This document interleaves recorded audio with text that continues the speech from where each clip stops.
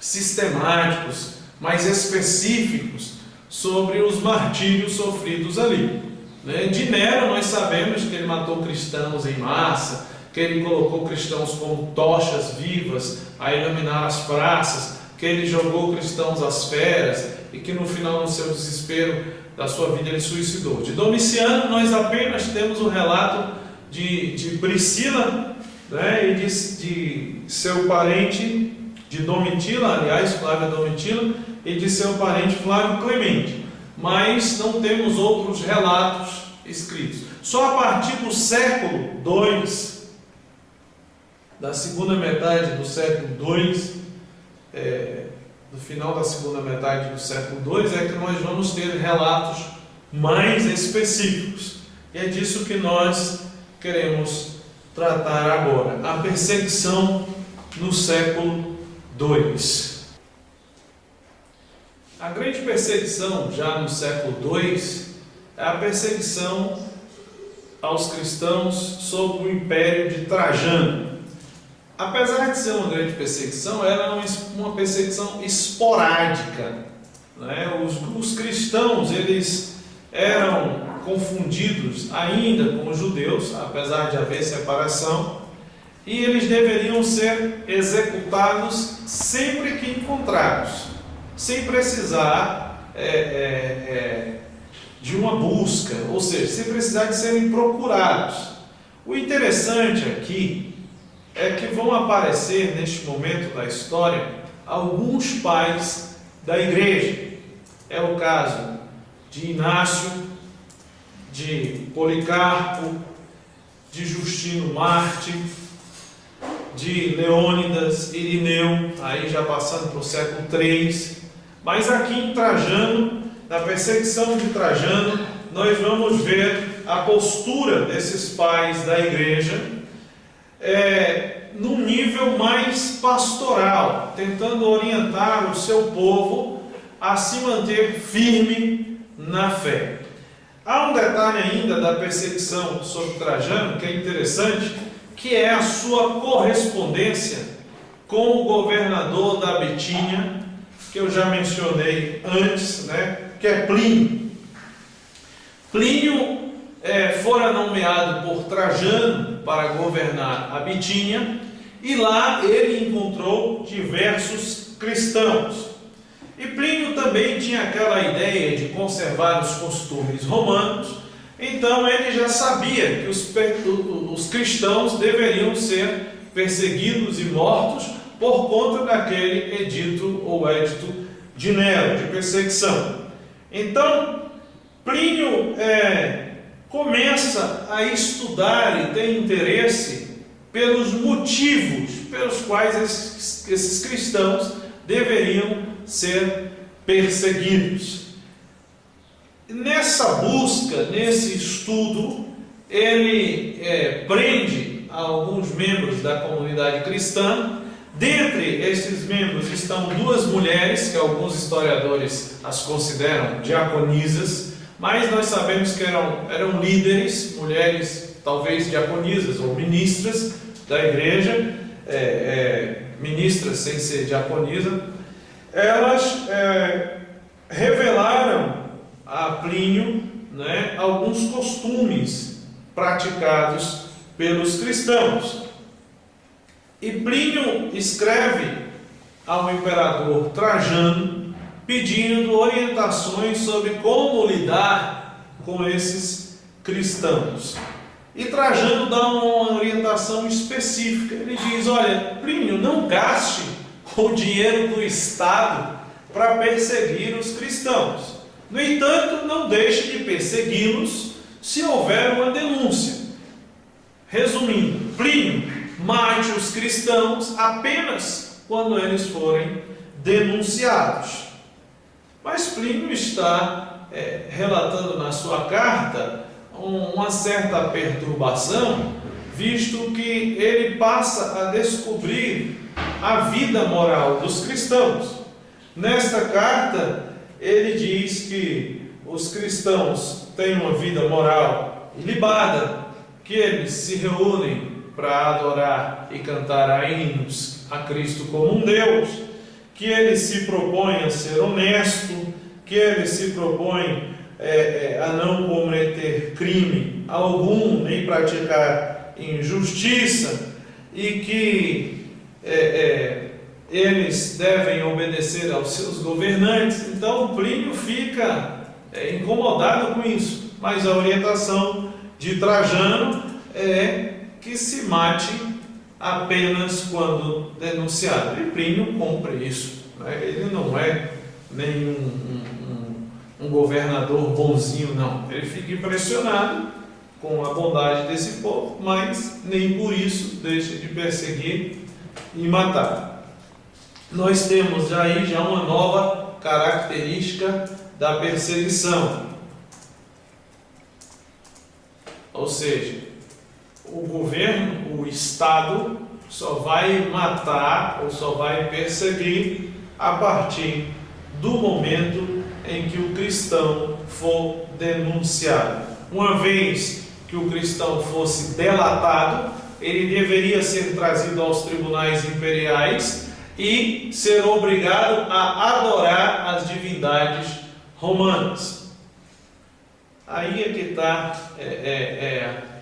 o espanto de Plínio, porque ele dizia assim a Trajano em uma de suas cartas: é impossível obrigar aos cristãos verdadeiros fazer ou praticar tais coisas, ou seja, a adoração às divindades romanas.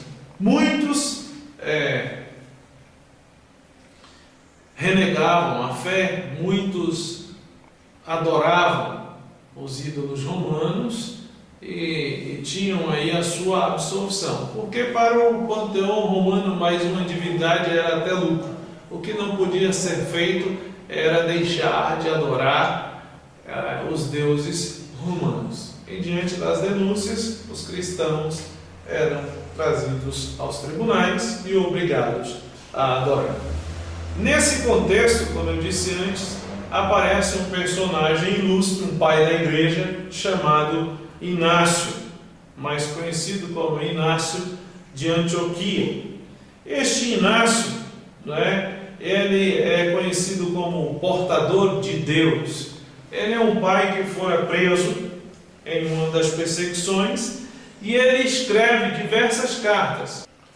Ele escreveu 7 cartas pastorais que constituem hoje um dos documentos mais valiosos, da vida e do pensamento da igreja nos princípios do século II. Inácio de Antioquia, já na sua velhice, por volta do ano 107, ele foi acusado de ser cristão. Era um crime, né? Aqui a gente podia mencionar, não podemos deixar de falar isso, do tipo de crime que os cristãos eram acusados. Primeiro, eles eram acusados de ateus, porque não adoravam as divindades romanas.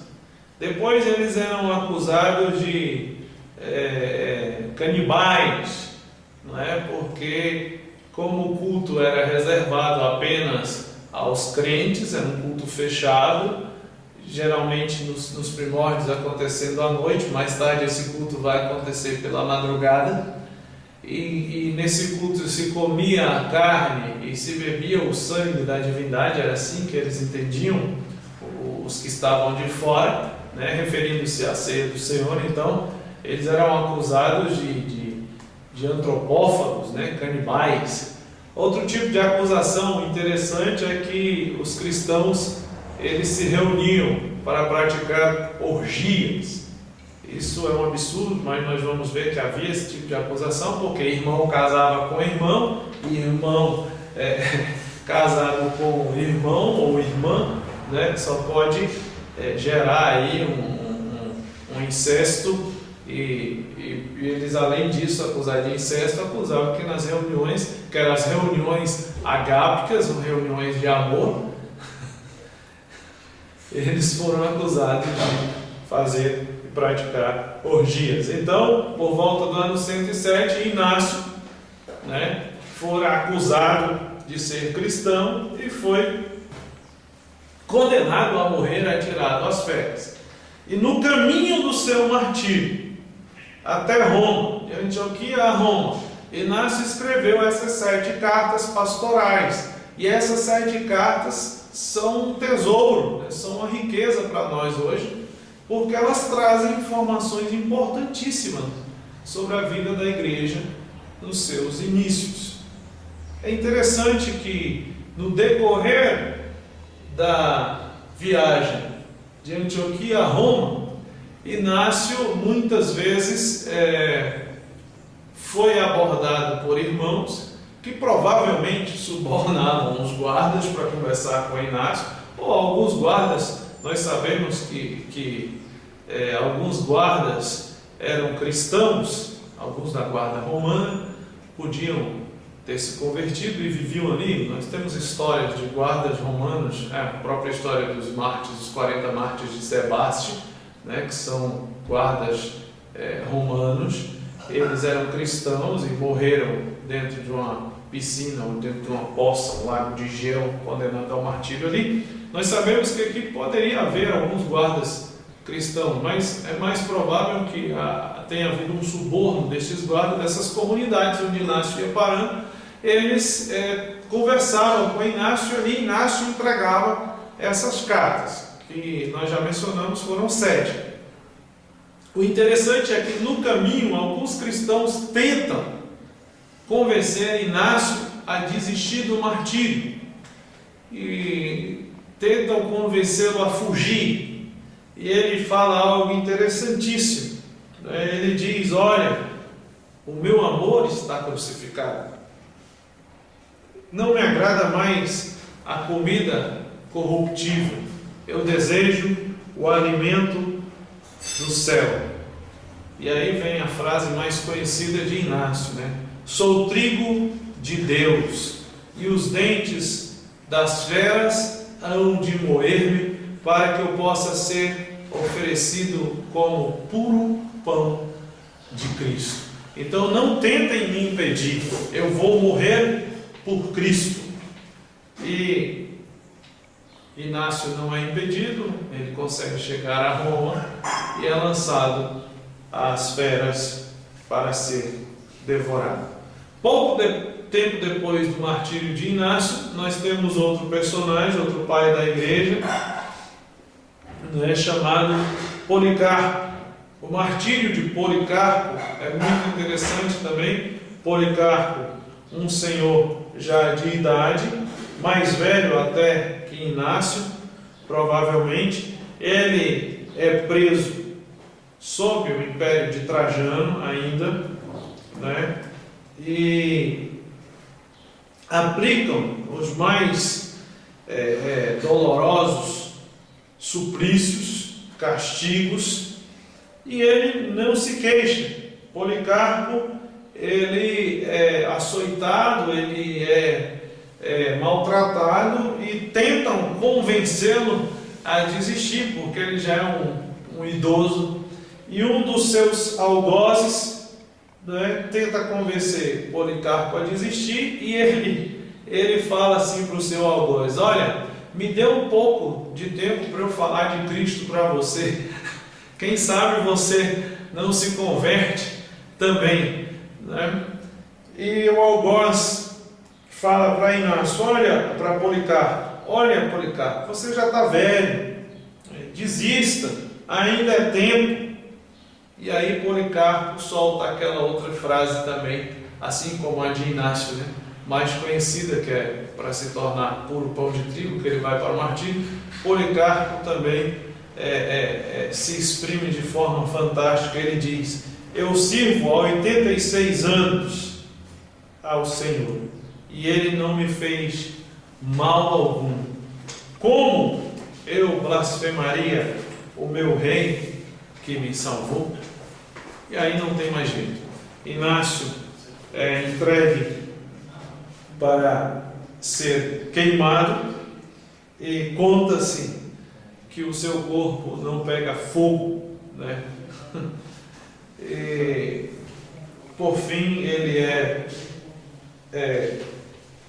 morto com a espada. Esse é um relato de um desses pais da igreja. São pais apostólicos, porque o ensino deles tem essa dimensão. Então aí nós vamos ter diversos relatos,